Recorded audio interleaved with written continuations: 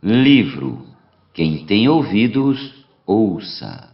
Lições de Pérgamo e Tiatira em Apocalipse. Pedro Dong. Capítulo 5. Tema desta semana: Tenho, porém, contra ti. Meta de hoje: leitura das páginas 67 a 69. Tenho, porém, contra ti.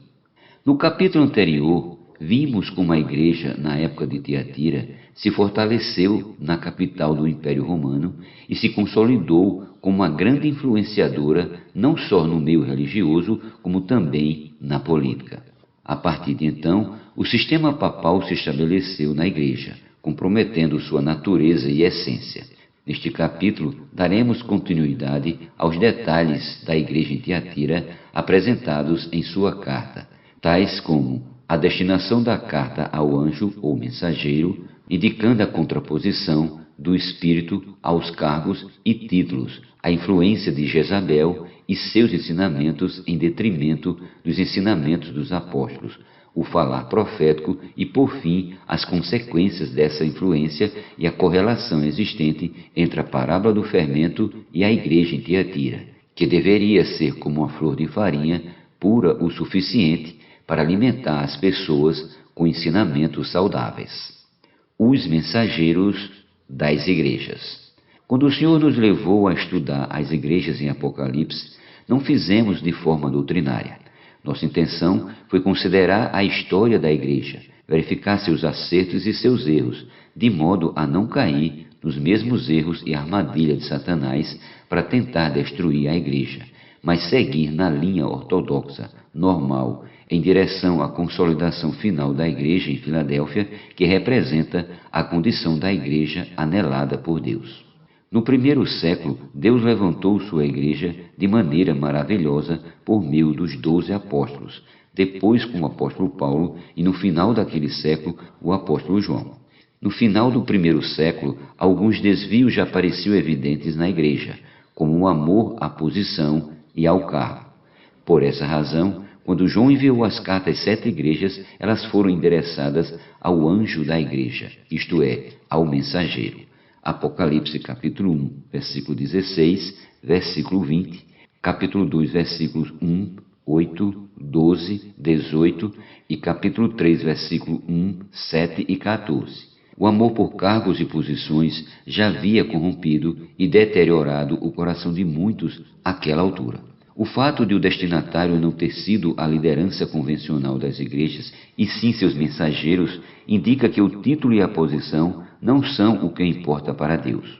Um mensageiro não possui mensagem própria, mas recebe e transmite apenas a mensagem de Deus. Sobre o papel de um mensageiro, Paulo recomendou a Timóteo, seu jovem cooperador: o que de minha parte ouvistes através de muitas testemunhas, isso mesmo transmite a homens fiéis e também idôneos para instruir a outros. 2 Timóteo 2:2. Para Paulo, Timóteo era um mensageiro que deveria levar sua mensagem na íntegra.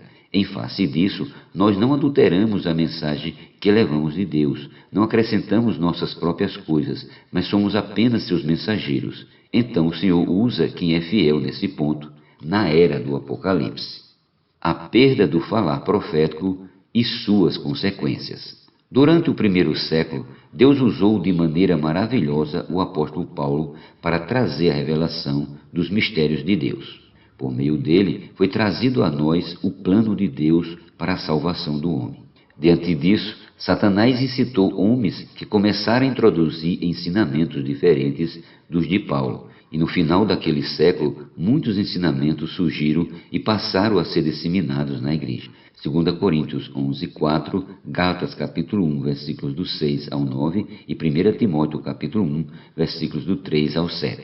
A intenção de Satanás com essa estratégia era acabar com a palavra profética que vinha dos apóstolos, isto é, acabar com a palavra de Deus.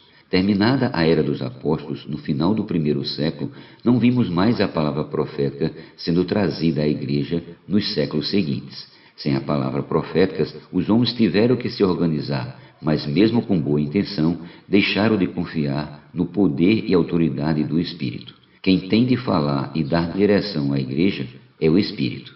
Sem a ação do Espírito, a Igreja se transformou numa mera organização humana. Todavia, a Igreja não é isso. A Igreja é o corpo de Cristo. Ele é quem dirige seu corpo por meio do Espírito. Portanto, quem governa a Igreja é o Espírito Santo. No primeiro século, a Igreja em Éfeso ainda era fiel ao ensinamento dos apóstolos. Todavia, essa fidelidade se resumia apenas à observação da letra de forma legalista. Contudo, nós sabemos que a palavra de Deus não diz respeito a regras ou letras pretas em papel branco para ser observadas, mas vem pelo Espírito e transmite vida. João 6,63 e 2 Coríntios 3,6. A palavra de Deus é viva e eficaz. Portanto, quando a tomamos apenas como letra, perdemos o Espírito e a vida. Como consequência, perdemos também o amor, que é a essência de Deus. 1 João capítulo 4, versículos 8 e 16. Por isso, a repreensão que o Senhor fez à igreja em Éfeso apontou para o fato de eles terem abandonado o primeiro amor. Apocalipse 2,4.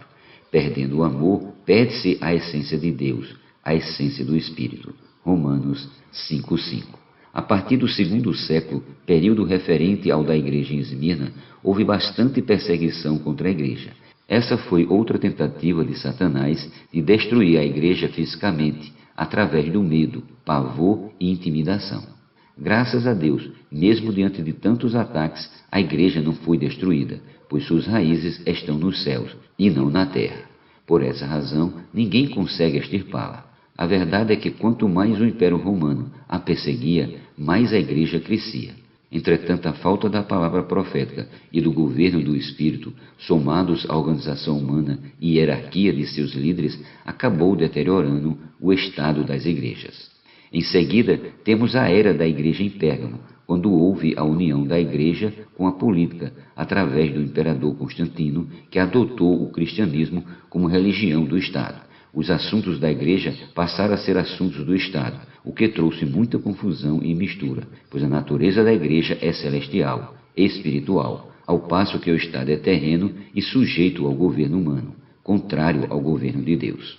Quando chegou a igreja em Tiatira, o papado se instalou definitivamente em Roma. Como já dissemos no capítulo anterior, havia uma disputa dos bispos de Roma, Constantinopla, Alexandria e também Antioquia. Nessa disputa, o bispo de Roma prevaleceu como chefe de toda a igreja. Naquele tempo, já era bastante comum a igreja ser chamada de Igreja Católica, no sentido universal, uma igreja para todos. Foi com a ascendência do bispo de Roma que o papado se instalou.